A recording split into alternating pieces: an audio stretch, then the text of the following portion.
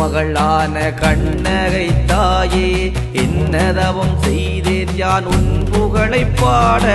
உடல் விட்டு என் உயிர் பிரிந்தாலும் அம்மா, என் குரலும் பாவரியும் இசைக்குமே பாரில்.